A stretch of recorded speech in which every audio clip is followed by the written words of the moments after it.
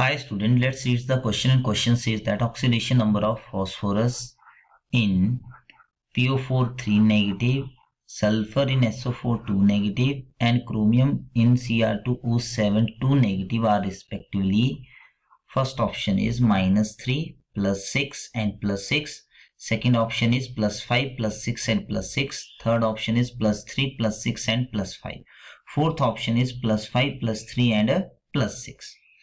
तो यहाँ पे पहले तो हमें की कंसेप्ट समझना पड़ेगा कि की कंसेप्ट यहाँ पे क्या है। तो यहाँ पर जो की कंसेप्ट है वो है ऑक्सीडेशन नंबर।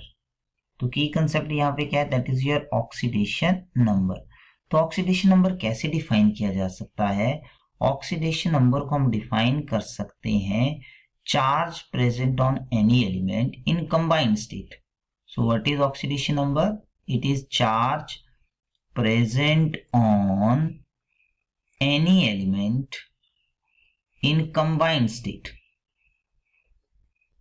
combined state में जो किसी एलिमेंट के ऊपर चार्ज होता है उसको हम क्या बोलते हैं? That is your oxidation number. तो यहाँ पे हम ऑक्सीडेशन नंबर को कैसे कैलकुलेट कर सकते हैं? अगर हमारे पास एक न्यूट्रल मॉलिक्यूल है, न्यूट्रल मॉलिक्यूल के लिए क्या होगा? अगर हम न्यूट्रल मॉलिक्यूल कंसीडर करें तो न्यूट्रल मॉलिक्यूल के लिए क्या रहता है? जो सम ऑफ ऑक्सीडेशन नंबर है for neutral molecule, sum of oxidation number is equals to 0। And for ion, ion के लिए क्या रहता है? जो हमारे पास सम ऑफ ऑक्सीडेशन नंबर है, sum of oxidation number is equals to charge present on ion. So it is your charge present on ion. Ion के ऊपर कितना चार्ज आपके पास यहाँ पर है? तो हम 1 बाय 1 यहाँ पे निकालते हैं। पहले हमें दिया हुआ है फॉस्फोरस का निकालना है, तो हमें किसका पहले में हमें फाइंड करना है? That is your phosphorus in PO4 3 negative. तो यहाँ पे आप देखिए हमारे पास, अगर हम इसको यहाँ पे कैलकुलेट करना चाहें तो यहाँ पे आप देखिए हमारे पास क्या है?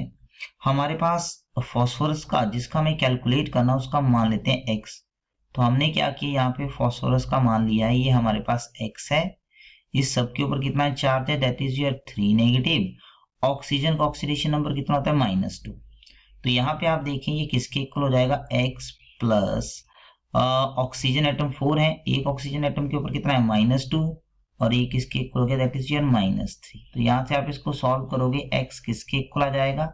This is your -3।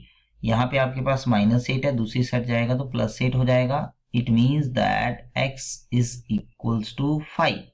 तो पहला आप देखते हैं कि पहला पॉइंट आपके पास क्या आ जाता है? यहाँ पे x जो है किसके इक्वल आ जाता है? That is equal to +5।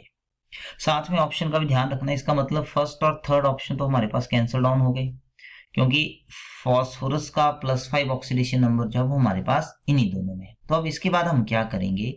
हम अदर एलिमेंट जो है, सल्फर का SO4 2 नेगेटिव में, क्रोमियम का Cr2O7 2 नेगेटिव में। तो पहले हम यहां से निकालते हैं सल्फर इन SO4 2 नेगेटिव। तो सल्फर का हमने किसमें फाइंड करना है? इन, यहाँ पे आपके पास है SO4 2 नेगेटिव। ओके, तो यहाँ पे भी हम वैसे ही कैलकुलेट करेंगे। ये हमारे पास सल्फर है, यहाँ पे आप देखिए इसको हम मान लेते हैं x। ऑक्सीजन का गेन ऑक्सीडेशन नंबर कितना होगा? -2। तो यहां से जब हम इसको सॉल्व करेंगे, x प्लस 4 ऑक्सीजन एटम है, एक एटम का ऑक्सीडेशन नंबर कितना है? -2, और नेट चार्ज कितना है? -2। तो यहाँ पे आप देखोगे x किसके इक्वल हो जाएगा? दिस इज योर -2 और +8। तो x का वैल्यू कितना आ जाएगा यहाँ पे? That is your +6। तो कितना ऑक्सीडेशन नंबर यहाँ पे हो गया? ये आपके पास यहाँ पे आता है +6। लास्ट वाला हमें देखिए, हमें किसका निकालना है? Cr2O7 2 नेगेटिव, और मुझे क्रोमियम का निकालना है। क्रोमियम का x मान लिया, ऑक्सीजन का कितना है? -2। तो यहाँ पे देखिए कितने क्रोमियम एटम है? 2 क्रोमियम एटम है। x इसको मल्टीप्लाई कर दो, 2x प्लस 7 ऑक्सीजन एटम है, एक का कितना होगा? -2, एंड नेट चार्ज कितना है? -2। तो इसको आप यहाँ पे सॉल्व कर दो, 2x - 14 that is equal to -2। यहाँ से आप देखोगे 2x -2 + 14 कितना आ गया? 12। इसका मतलब x कितना आ गया यहाँ पे? This is your +6। तो ऑक्सीडेशन नंबर कितना बना? पहले एलिमेंट का हमने कितना निकाला है? 5, और लास्ट दोनों एलिमेंट का कितना निकाला है? +6 और प्लस 6। तो ये आपके पास जो है ऑक्सीडेशन नंबर जो है यहाँ से आ गए हैं। तो यहाँ से आप देखिएगा ऑप्शन के हिसाब से जो 5, 6 और 6 हैं, second option will be your right answer. So I hope this will clarify your doubt. Thank you.